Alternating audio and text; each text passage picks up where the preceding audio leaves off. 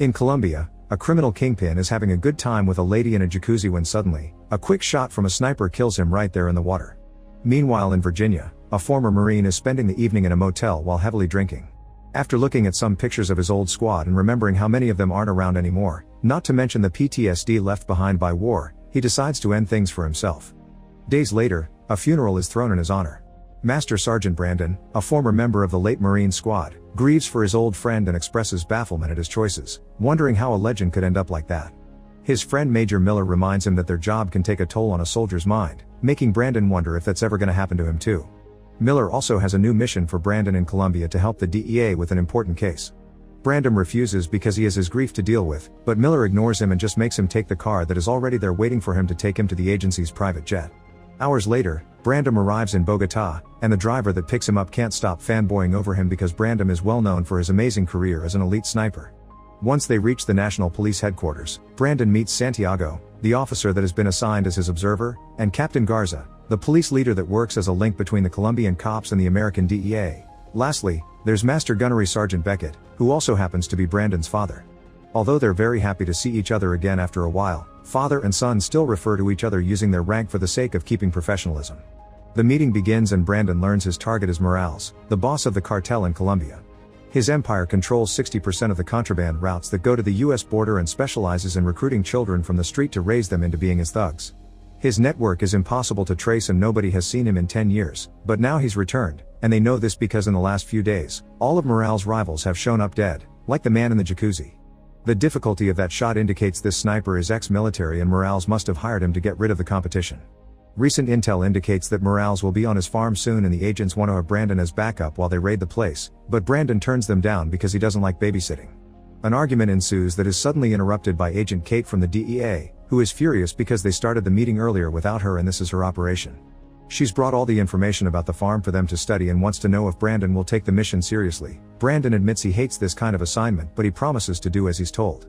The next day, Kate's DEA agents together with Garza's cops approach the farm while Brandon stays hidden in the woods with Santiago. Beckett watches the live transmission from the office, where he's joined by Agent Sampson of Homeland Security, who is worried that Beckett and Kate are wasting time and resources on intel that hasn't been confirmed. The team parks their trucks at a safe distance and approaches secretly on foot, using the trees to take cover until the time comes. As soon as Beckett gives them authorization, the team rushes in and kicks down the house door, only to discover this activates a trap and the whole building explodes. The agents that were at the back manage to survive the blast, but those at the front all die except for Garza, who is suddenly wounded in the leg by the sniper hired by Morales. Kate, who is hiding behind the farm car, decides to go to him to try to help him escape, but as soon as she picks him up, the sniper shoots again and kills Garza on the spot. This shot allows Brandon to find the enemy's location and fire back, but the other sniper dodges the bullet just in time and runs away before Brandon can try again. Later at the station, a furious Sampson demands an explanation for what happened, and they reach the conclusion that someone in the police force must have been selling information. Kettle and Brandon also point out that the sniper had waited for Kate to come out instead of shooting at Garza again immediately, meaning she had been his target all along, and shooting Garza's leg had been bait. The second shot failed only because Kate had accidentally put Garza between her and the sniper. Sampson wants to cancel the whole operation but Kate refuses to give up without a proper fight, and their argument goes on for so long that Brandon cuts it to make a deal. The team gets 48 hours to track the enemy and if they fail, then they'll accept to go home. After the meeting is over, Beckett tells Brandon that the other sniper probably knows who he is after that shot, so he better be careful. Then, Brandon goes to get his room at the DEA safe house in Las Cruces, where he'll be staying while he's working here in Colombia. No matter how many times the other agents swear the security is top-notch, Brandon still considers any decent sniper could shoot easily into any of the rooms. Meanwhile, the sniper hired by Morales, who is known as El Diablo, is having fun with his girlfriend when he's suddenly interrupted by a call that informs him Kate and Brandon are staying in the DEA safe house. El Diablo failed to kill them once, so this is his chance to fix his mistake. Back to Brandon, he is reading an article online about his friend's death which mentions a crisis in the armed forces because most soldiers end their service with various mental illnesses on their shoulders. Kate suddenly interrupts him to thank him for his support during the meeting, then admits she has never lost a man under her command and is struggling to deal with it. She also thinks something was weird about the way Garza had been shot and Brandon agrees. The shot the sniper managed to pull off should be impossible to do following the laws of physics. Kate explains she doesn't want the sniper, she wants Morales, but Brandon points out that this narrow-mindedness of hers has caused many people to die. Offended, Kate rushes out of the room, breaking into tears as soon as she enters the elevator because Garza had been a close friend of hers and she feels guilty about his death. While Brandon keeps researching new types of bullets and checks on Santiago's guard shift using a radio, Kate goes to have a drink at a popular bar where she has to get violent with a harasser that lets his hands wander too much. Next she meets with Carlos, a priest beloved by the community for his work with people in need. Carlos thinks Kate can't win against such a dangerous man like Morales and that she should quit, but Kate still refuses to give up, so Carlos decides to share the little information he has. The sniper is known as El Diablo, and since he was hired by Morales, he should know the location of his hideout. Before leaving, Carlos promises to contact Karen if he can find out anything else.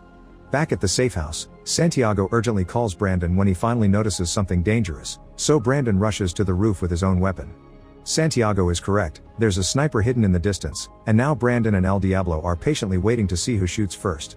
Brandon is the first one to open fire, but El Diablo quickly dodges the bullet before shooting back.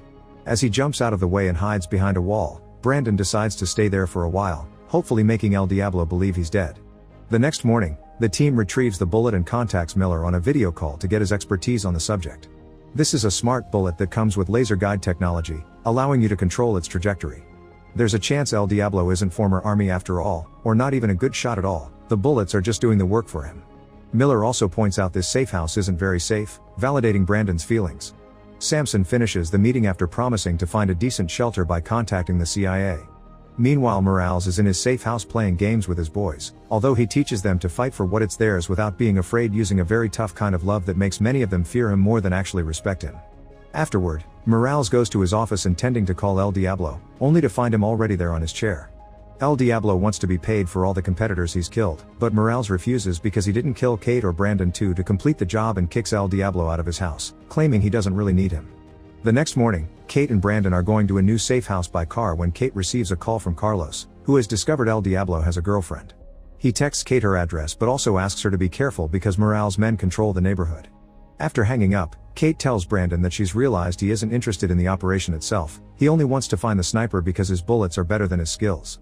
Brandon admits it's true, but before he can say more, the car is run over by a truck. A bunch of men working for Morales come out of the truck and open fire on them, so Brandon and the cops that had been escorting them shoot back while Kate runs to find a place to hide. All of Morales' thugs end up dead, but sadly so does Santiago. Brandon notices Kate is gone and discovers she accidentally dropped her phone on the car seat. The text on the screen still displays the address Carlos sent. As soon as she arrives at this shady neighborhood, Kate can tell there are lots of men keeping an eye on her. She knocks on the door at the right address and meets Morales' girlfriend Maria, who immediately tries to close the door when Kate shows her badge.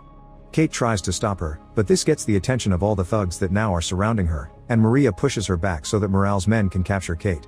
A fight begins between Kate and the men, and while she manages to land a few hits, she still ends up overpowered and pinned against the wall.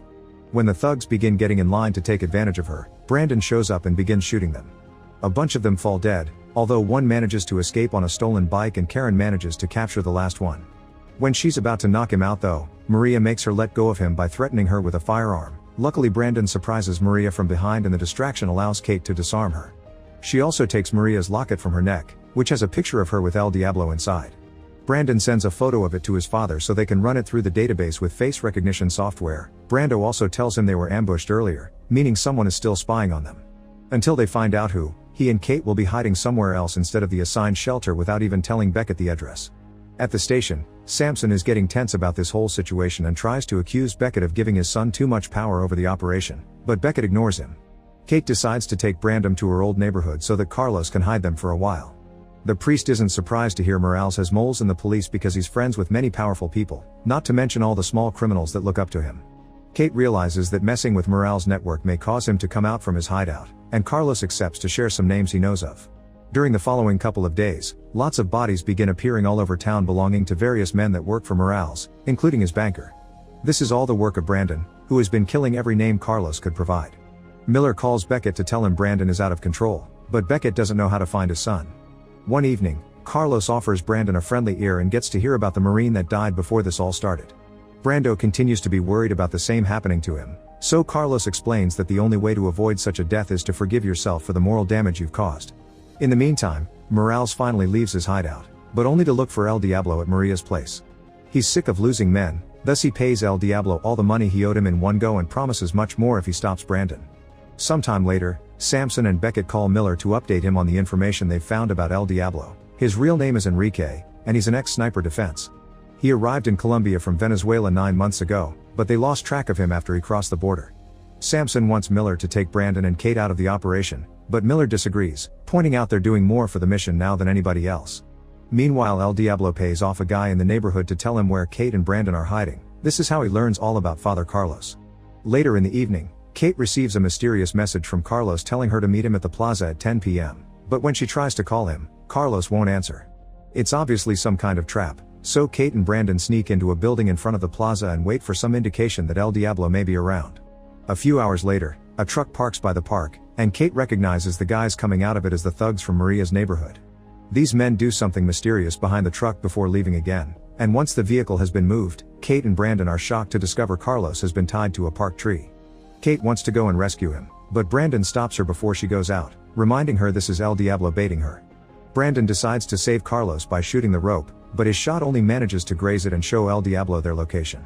Fortunately, Brandon manages to land a second shot and release Carlos before El Diablo opens fire on them and they run away. This makes El Diablo so furious that he shoots Carlos instead as revenge. The next day, the entire town comes together to say goodbye to the priest, including Kate and Brandon. Standing behind the crowd, Brandon notices the guy that escaped on a bike the other day and goes after him, chasing him through a few streets before he manages to capture him. The guy plays tough at first, but when Brandon reminds him Morales killed the town's beloved priest, the thug breaks into tears because Carlos used to help him when he was on the streets too. After Brandon promises the DEA will offer witness protection, the boy accepts to confess the address of Morales' hideout. With this information, it takes only a matter of minutes for Samson's team to find Morales and finally arrest him. Now he'll be taken to Miami to be prosecuted by an American federal court. Brandon worries that El Diablo will try to stop Morales from reaching Miami and spill their secrets, and he's right. A few days later, El Diablo is arriving in the USA with a very convincing fake passport. After passing through customs with no issues, he gets in contact with his bullet provider, who has already left him a car with new weaponry waiting for him. In the Homestead Air Reserve Base in Florida, Brandon, Kate, and Beckett watch Morales arrive in a federal helicopter. Then they get together with Miller to make a plan of defense against El Diablo, because they're sure he'll try to attack while Morales is being transported to Miami. Miller also informs them that the type of bullets that El Diablo is using have been disappearing from the DEA's own vault, which means his mole wasn't in the Colombian police but here with them. When Samson arrives to help with the transportation, Brandon explains the plan to him. Their agents will guide a convoy that protects a car with a fake Morales wearing a hood over his head to bait El Diablo into revealing his location, but the real Morales will be traveling in a separate van that will look like it belongs to a laundry service. While Kate, Brandon, Miller, and Samson find a place on a roof to be ready for El Diablo, the convoy leaves the air base and hits the road, where a group of criminals is already waiting. Surprisingly, the convoy isn't attacked. The thugs only start moving in their cars when the van shows up, as if they had known about the trick all along. They were probably sent by the mole to protect his identity from Morales' confession. El Diablo also waits for the van to show up, and after he shoots it to make it stop, the thugs leave their cars and open firing on the vehicle. Miller expertly kills all these guys, and seeing they weren't able to do much, El Diablo shoots again to make sure the van passengers are dead. The van explodes and now Brandon has El Diablo's location. It only takes him a few seconds to aim and finally kill him for good. The convoy continues to make its way toward Miami, where it's revealed that the man under the hood was Morales after all and the van had been the real decoy. In fact, the van had been completely empty and the team moved it with a remote control. Kate, Miller, and Brandon turn on Samson to arrest him because it turns out he's been the guy passing information to Morales and El Diablo all this time. Samson tried to deny it, but Miller's IT team had already hacked his phone. Now they just needed to catch him red-handed because the text messages had fake names on them and proved nothing. This makes Samson finally admit he did it and confess he worked for Morales because he had thought the Kingpin would be their best option to prevent an atomic bomb. Kate can't believe so many people died for this and punches Samson in the name of Garza and Carlos. After arresting Samson, Miller returns to Washington. Beckett has had enough action to last him a lifetime and decides it's finally time for him to retire, which prompts him to give his son a warm hug before saying goodbye. He also points out that Brandon and Kate make a good team, and Brandon admits playing babysitting for the DEA may not be a bad job to take after all. Make sure to subscribe and turn on notifications so you can watch more videos like this. Thanks for watching.